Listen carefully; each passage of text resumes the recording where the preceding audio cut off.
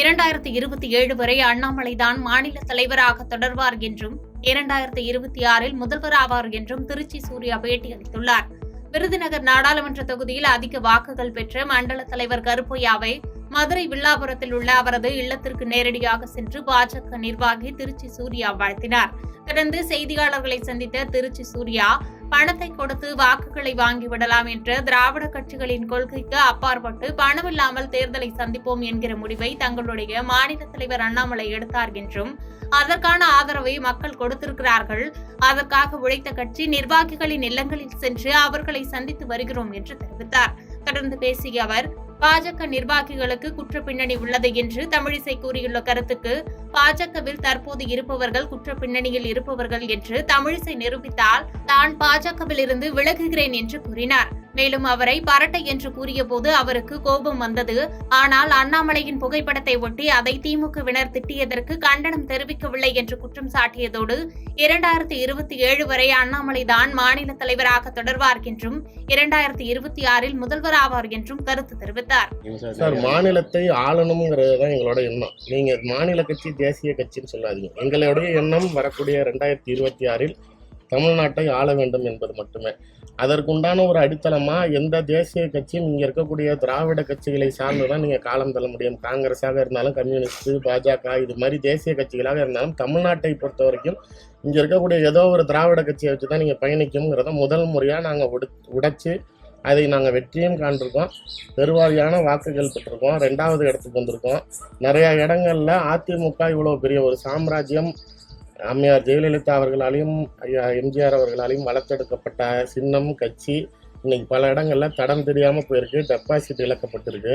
இதுக்கு முக்கியமான காரணம் உங்களால தான் நாங்கள் வாழ்றோம், உங்களால எங்களுக்கு தோல்விகள் அதிகமாகுது, உங்களால சிறுபான்மை வாக்குகள் நாளைக்கு குறைஞ்சி போச்சுன்னு சொன்ன அதிமுக இன்னைக்கு நீங்க தனியா நில்லுங்க, நாங்க தனியா நிக்கிறோங்கிறப்ப இன்னைக்கு எங்களுக்கு கீழே போயிருக்காங்கிறப்ப இப்ப தமிழ்நாட்டில் பாஜகவுடைய செல்வாக்கு அதிமுக விட அதிகமாக இருக்கிறது. 24 அதிமுகவை 3வது இடத்துக்கு தள்ளி இருக்கும். 26 திமுகவை பின்னுக்கு தள்ளி பாஜக ஆட்சி. சார் பதிவாளர் அலுவலகத்தில் லஞ்ச ஒழிப்புத்துறையினர் சோதனை மேற்கொண்டது பரபரப்பை ஏற்படுத்தியது.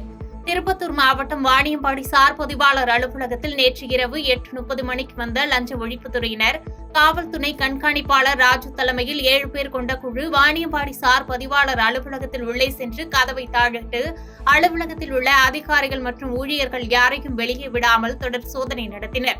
சுமார் 4 மணி நேரத்திற்கு மேலாக நடத்தி வந்த சோதனையில் 60,540 ரூபாய் கணக்கில் வராத பணம் பறிமுதல் செய்யப்பட்டதாக லஞ்ச ஒழிப்புத்துறை அதிகாரிகள் தெரிவித்தனர்.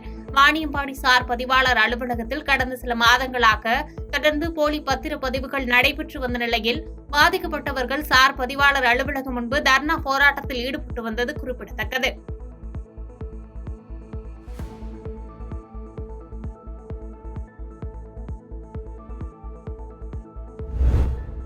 மும்பையில் இருந்து மொத்தமாக கஞ்சா கடத்தி வந்து சிறிய பாக்கெட்டுகளாக தயார் செய்து தென்காசி பகுதியில் விற்பனை செய்த இளைஞர் போலீசாரால் கைது செய்யப்பட்டார்.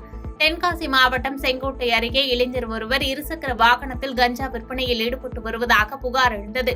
அதன் அடிப்படையில் சோதனை மேற்கொண்ட போலீசார் கஞ்சா விற்பனையில் ஈடுபட்டுக் கொண்டிருந்த இளைஞரை கையும் களவுமாக பிடித்தனர்.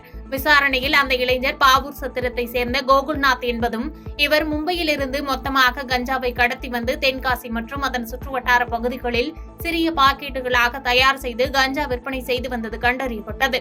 தொடர்ந்து இளைஞரிடம் விற்பனைக்காக வைக்கப்பட்டிருந்த 88 கஞ்சா பாக்கெட்டுகள் மற்றும் சிறிய எடை கருவி உள்ளிட்டவை பறிமுதல் செய்த செங்கோட்டை போலீசார் அவர் மீது வழக்கு பதிவு செய்து விசாரணை மேற்கொண்டு வருகின்றனர்.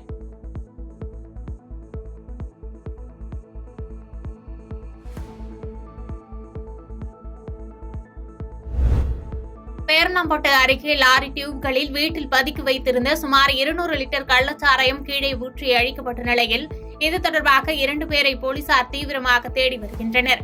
வேலூர் மாவட்டம் பேரணாம்பட்டு அடுத்த கோட்டைச்சேரி பகுதியில் வீட்டில் லாரி டியூப்களில் கள்ளச்சாராயம் பதுக்கி வைத்திருப்பதாக குடியாத்தம் மதுவிலக்கு காவல்துறையினருக்கு ரகசிய தகவல் கிடைத்தது. தகவலின் பெயரில் விரைந்து சென்ற குடியாத்தம் மதுவிலக்கு போலீசார் கோட்டைச்சேரி பகுதியில் சேட்டையன் என்பவர் வீட்டில் லாரி டியூப்களில் பதுக்கி வைத்திருந்த கள்ளச்சாராயத்தை பறிமுதல் செய்தனர். மேலும் அதே பகுதியில் சரண்ராஜ் என்பவர் வீட்டிலும் லாரி டியூப்களில் பதுக்கி வைத்திருந்த கள்ளச்சாராயத்தை பறிமுதல் செய்தனர். பறிமுதல் செய்யப்பட்ட சுமார் 200 லிட்டர் கள்ளச்சாராயத்தை கீழே கொட்டி அழித்தனர். மேலும் கள்ளச்சாராயம் வைத்திருந்த லாரி டியூப்களை தீயிட்டு எரித்தனர். இதனைத் தொடர்ந்து கள்ளச்சாராயம் பதுக்கி வைத்திருந்து தலைமறைவாகியுள்ள சரண்ராஜ் மற்றும் சேட்டையன் ஆகிய இருவர் மீது வழக்கு பதிவு செய்து போலீசார் அவர்களை தீவிரமாக தேடி வருகின்றனர்.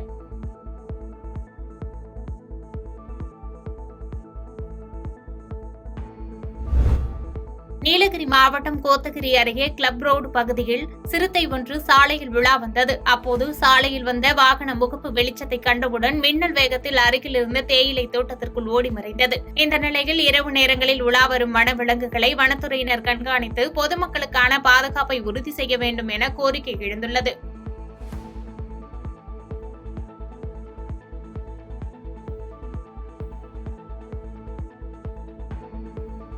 பாதகம் செய்பவரை கண்டால் நாம் பயங்கொள்ளலாகாது பாப்பா. மோதி மிதித்து விடு பாப்பா, அவர் முகத்தில் உமிழ்ந்து விடு பாப்பா. அண்மை செய்திகளை உடனுக்குடன் தெரிந்து கொள்ள இணைந்திருங்கள் இயம்நாடு தொலைக்காட்சியுடன்.